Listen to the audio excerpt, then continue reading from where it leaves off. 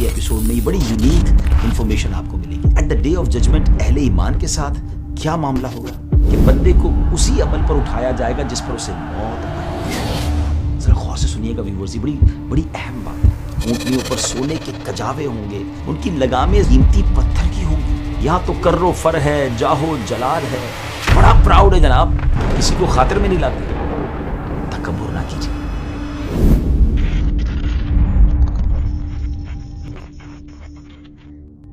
السلام علیکم ورحمۃ اللہ وبرکاتہ. ناظرین، ویب سیریز ہے قیامت کے بعد، آفٹر ججمنٹ ڈے. ایک بار پھر آپ کو خوش آمدید کہتے ہیں، اور آج ہم بات کریں گے کہ قیامت کے دن لوگ اللہ کی بارگاہ میں کس طرح پیش ہوں گے، محشر کے میدان میں کن کن کنڈیشنز کے ساتھ آئیں گے. آج کی ایپیسوڈ میں یہ بڑی یونیک انفارمیشن آپ کو ملے گی. We will know the different conditions of people who will come on the day of judgment. سب سے پہلے جانتے ہیں پیارے آقا علیہ الصلوۃ والسلام کے پیارے انداز پر کہ آپ کی حالت مبارکہ کیا ہوگی. سبحان اللہ.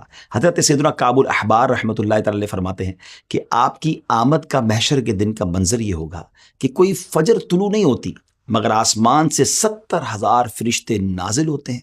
وہ سرکار دو عالم علیہ الصلوۃ والسلام کی قبر انور سے اپنے پروں کو مس کرتے ہیں، یعنی ٹچ کرتے ہیں، اور قبر انور کے گرد جمع ہو کر آپ کے لیے دعا کرتے ہیں اور آپ پر درود پڑھتے ہیں حتیٰ کہ شام ہو جاتی ہے. تو یہ واپس اوپر چلے جاتے ہیں اور دوسرے 70,000 اینجلز، دوسرے 70,000 فرشتے آتے ہیں اور اگلی صبح تک یہی کرتے ہیں، یعنی درود و سلام پیش کرتے رہتے ہیں. اور ناظرین، یہ معاملہ قیامت تک ہوتا رہے گا. مگر جب قیامت کا دن آئے گا تو سرکار دو عالم علیہ الصلوۃ والسلام ان 70,000 اینجلز کے جھرمٹ میں، 70,000 فرشتوں کے جھرمٹ میں مزار پرانوار سے باہر تشریف لائیں گے، اور وہ فرشتے نبی پاک علیہ الصلوۃ والسلام کی تعظیم و توقیر کر رہے ہوں گے. نبی پاک علیہ الصلوۃ والسلام نے ارشاد فرمایا، قیامت کے دن میں ابو بکر اور عمر کے درمیان اٹھایا جاؤں گا، پھر میں بقیع غرقد، یعنی جو گریو یارڈ آف جنت البقیع ہے، ان کے پاس آؤں گا اور انہیں بھی اٹھا کر میرے ساتھ کر دیا جائے گا. پھر میں اہل مکہ کی طرف دیکھوں گا حتیٰ کہ وہ بھی میرے پاس آ جائیں گے، پس میں مکہ و مدینہ والوں کے درمیان اٹھایا جاؤں گا. اب آپ یہ جانتے ہیں کہ at the day of judgment اہل ایمان کے ساتھ کیا معاملہ ہوگا. اللہ کے پیارے حبیب علیہ الصلوۃ والسلام نے ارشاد فرمایا، لا الہ الا اللہ کہنے والوں کو نہ موت کے وقت وحشت ہوگی، نہ قبروں سے اٹھائے جانے کے وقت، اور نہ قبروں میں. گویا کہ میں دیکھ رہا ہوں کہ چنگھاڑ کے وقت، یعنی سور پھونکتے وقت مسلمان اپنے سروں سے مٹی جھاڑتے ہوئے یہ کہتے اٹھ رہے ہوں گے، الحمدللہ الذی اذھب عنا الحزن، یعنی تمام تعریفیں اللہ کے لیے ہیں جس نے ہم سے غم کو دور فرما دیا. رسول کریم علیہ الصلوۃ والسلام نے ارشاد فرمایا، مجھے جبرائیل علیہ السلام نے خبر دی ہے کہ لا الہ الا اللہ مسلمان کو اس کی موت کے وقت، اس کی قبر میں اور قبر سے نکلتے وقت انسیت دیتا ہے.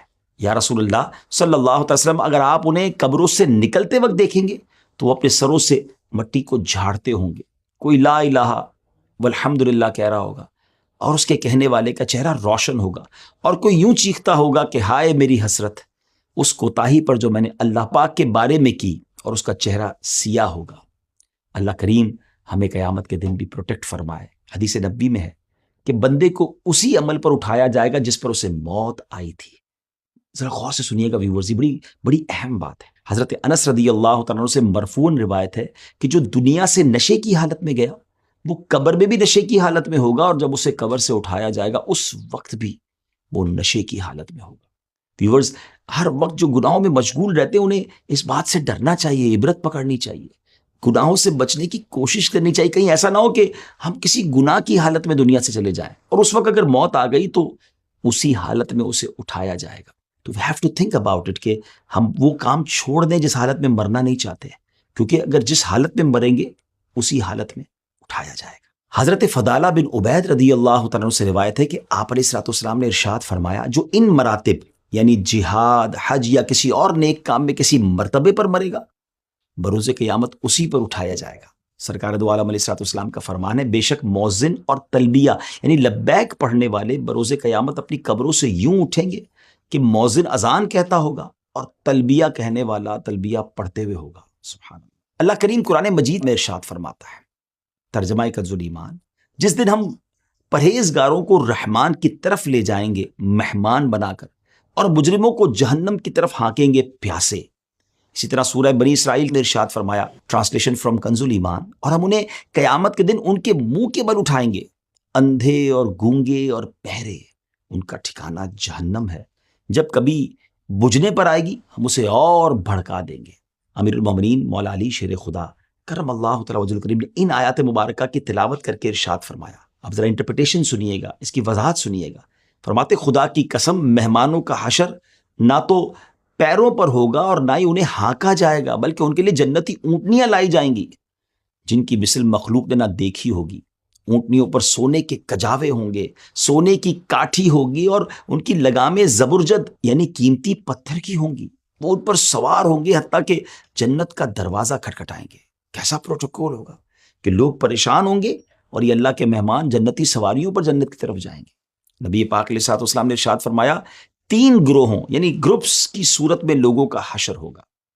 ایک رغبت رکھنے والوں اور ڈرنے والوں کا، دوسرا گروہ ان لوگوں کا جو اونٹوں پر 2، 3، 4 اور 10 تک سوار ہوں گے، باقی تیسرے گروہ کو، تھرڈ گروہ کو آگ اکٹھا کرے گی جہاں وہ لوگ دن گزاریں گے، آگ ان کے ساتھ دن گزارے گی، جہاں وہ رات گزاریں گے آگ بھی ان کے ساتھ وہیں رات گزارے گی۔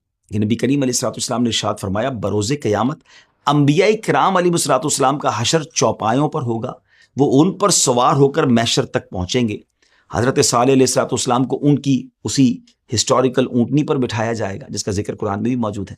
نبی پاک فرماتے ہیں مجھے براق پر اٹھایا جائے گا اور میرے دونوں بیٹے سبحان اللہ امام حسن اور امام حسین دونوں جنتی اونٹنیوں پر سوار ہوں گے۔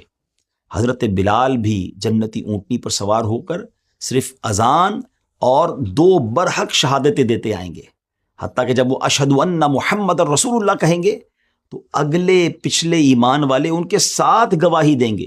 چنانچہ جس نے دنیا میں اس گواہی کو قبول کیا تھا اس کی گواہی قبول کر لی جائے گی، اور جس نے دنیا میں اسے جھٹلایا تھا اس کی قبول نہیں کی جائے گی۔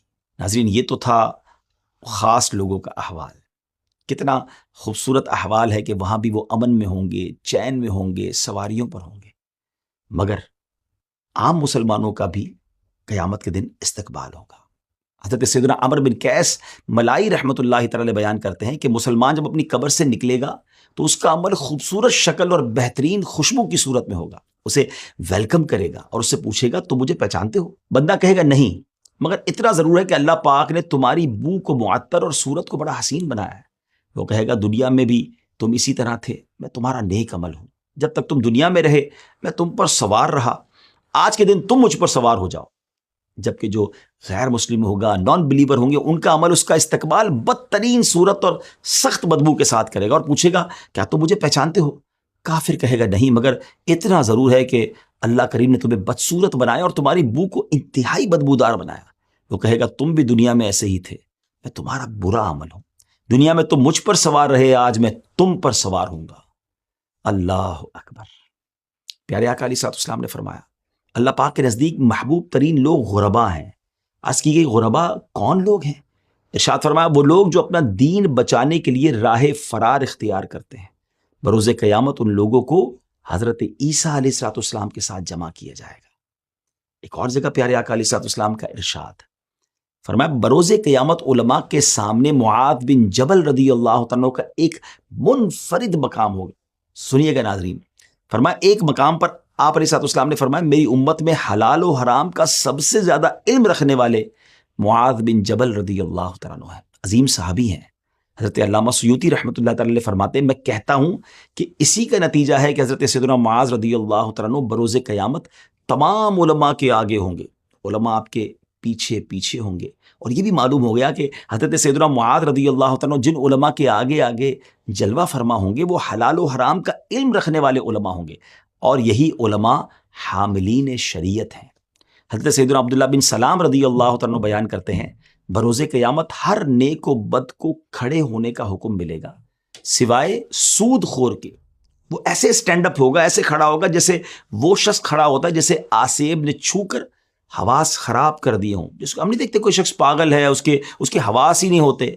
فرمایا سود والا قیامت کے دن اس طرح ہوگا اور اس کا گلا گھونٹا جا رہا ہو۔ رسول کریم علیہ الصلوۃ والسلام نے ارشاد فرمایا بروز قیامت ایک قوم کو اللہ پاک ان کی قبروں سے اس حالت میں اٹھائے گا کہ ان کے منہ سے بھڑکتی ہوئی آگ نکل رہی ہوگی۔ عرض کی گئی یا رسول اللہ صلی اللہ تعالیٰ علیہ وسلم وہ کون لوگ ہوں گے؟ ارشاد فرمایا کیا تم نے نہیں دیکھا کہ اللہ کریم ارشاد فرماتا ہے ترجمہ کنز ایمان وہ جو یتیموں کا مال ناحق کھاتے ہیں وہ تو اپنے پیٹ میں نری آگ بھرتے ہیں، اللہ اکبر. ناظرین یہ بھی بہت بڑا مسئلہ ہے. لوگ یتیموں کا مال کھا جاتے ہیں, سوچتے نہیں ہیں کہ اللہ کی بارگاہ میں کیا جواب دیں گے.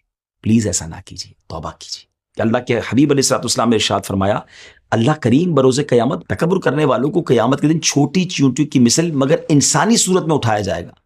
ہر جگہ انہیں ذلت گھیرے ہوگی, پھر انہیں جہنم کے بولس نامی قید خانے کی طرف ہانکا جائے گا.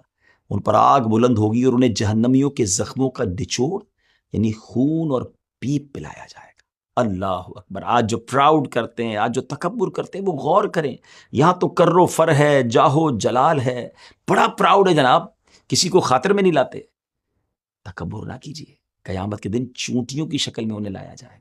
پیارے آقا علیہ الصلوۃ والسلام نے ارشاد فرمایا, جس نے سوال سے بے نیاز کرنے والی چیز پاس ہونے کے باوجود بھی سوال کیا, یعنی بلا ضرورت اور کوئی مجبوری نہیں, پھر بھی لوگ سوال کر رہے ہوتے ہیں, مانگ رہے ہوتے ہیں, تو فرمایا تو بروز قیامت اس حال میں آئے گا کہ اس کا سوال اس کے چہرے پر خراشے بن کر ظاہر ہو رہا ہوگا. اگین لیسن ہے اس میں کہ کیوں لوگوں سے مانگ رہے ہوتے ہیں لوگ, حالانکہ ہوتا ہے ان کے پاس. آج تو لوگوں کو ہم دھوکہ دے دیں گے, آج تو لوگوں کو پتہ نہیں چلے گا, وہ مستحق سمجھ کر مدد کر دیں گے. بعض اوقات تو ایسی سٹوری بھی سوشل میڈیا پہ ملتی ہیں کہ کسی بیگر کو, کسی فقیر کو جب پکڑا گیا تو پتہ چلا اس کے بعد لاکھوں روپے نکل رہے ہیں. تو اگر اللہ نے دیا ہے تو کبھی کسی کے آگے ہاتھ نہ پھیلائے, بلکہ سچی بات یہ ہے, دنیا والوں سے کیوں مانگنا ہے, اللہ سے عرض کریں نا. خودداری ہونی چاہیے. حضرت سیدنا زازان رضی اللہ تعالیٰ عنہ بیان کرتے ہیں, جس نے اس لیے قرآن پڑھا کہ اس کے ذریعے لوگوں سے کھائے تو بروز قیامت وہ اس حالت میں آئے گا کہ اس کے چہرے کی ہڈیوں پر بالکل گوشت نہیں ہوگا. اللہ اکبر. اللہ کرے کہ ہم اپنے سارے کام اللہ کی رضا کے لیے کریں. رسول اکرم علیہ الصلوۃ والسلام نے فرمایا, جس نے آدھی بات کے ذریعے بھی کسی مسلمان کے قتل میں مدد کی ہوگی. اب یہ ایک اور کنڈیشن سنیے گا, بروز قیامت وہ اس حالت میں آئے گا کہ اس کی دونوں آنکھوں کے درمیان لکھا ہوگا, یہ شخص اللہ پاک کی رحمت سے نا امید ہے.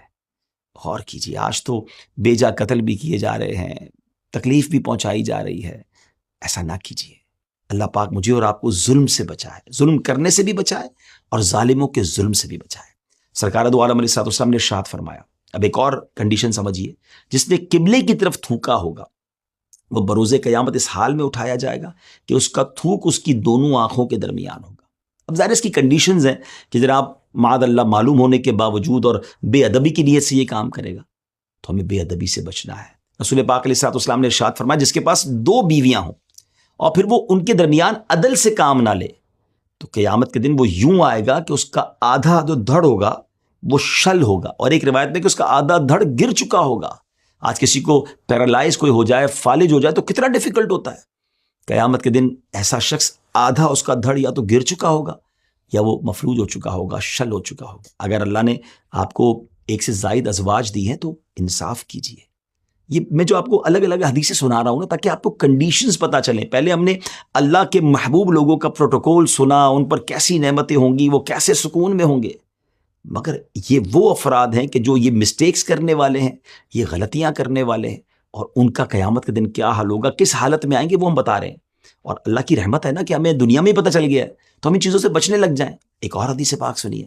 نبی پاک علیہ الصلوۃ والسلام نے ارشاد فرمایا کہ منہ پر عیب لگانے والے, پیٹھ پیچھے برائی کرنے والے, چغلی کھانے والے اور نیک لوگوں پر تہمت لگانے والوں کو اللہ پاک بروز قیامت کتوں کی شکل میں اٹھائے گا.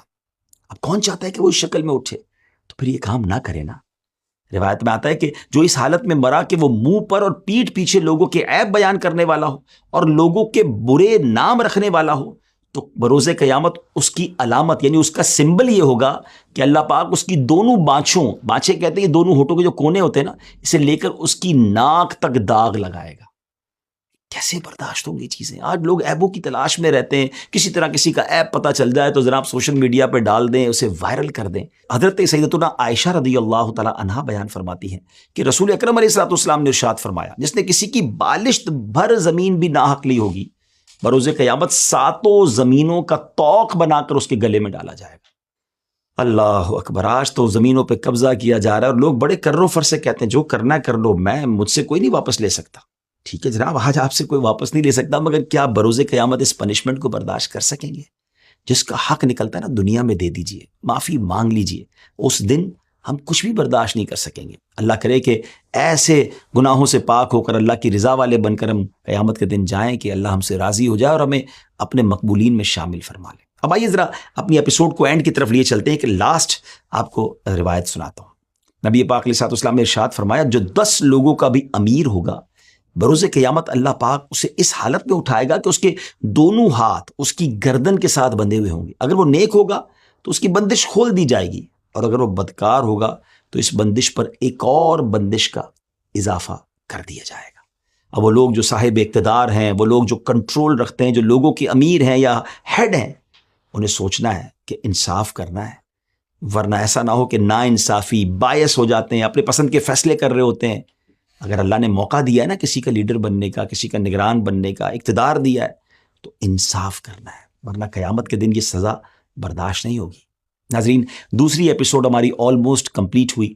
اگلی ایپیسوڈ کو انشاءاللہ آپ نے دیکھنا ہے، کیونکہ اس میں ہم اچھے اور نیک اعمال کرنے والوں کے بارے میں سنیں کہ وہ کیسے اللہ کی بارگاہ میں آئیں گے، ان پر کیا کیا انعامات ہوں گی، کیا کیا نوازشوں کی بارش ہوگی، اور انشاءاللہ پھر بہت ساری معلومات کے ساتھ آپ کے ساتھ ملاقات ہوگی، اس دعا کے ساتھ کہ اللہ کریم محشر میں ہماری عزتوں کی حفاظت فرمائے، ہمیں پوری مخلوق کے سامنے رسوا ہونے سے بچائے، اور پیارے نبیوں اور اپنے مقبولین کے ساتھ ہمارا حشر فرمائے. آج بھی جو ہم نے گفتگو کی ہے، اگر اس کے ریفرنسز آپ جاننا چاہیں تو ڈسکرپشن میں آپ جا کر دیکھ سکتے ہیں.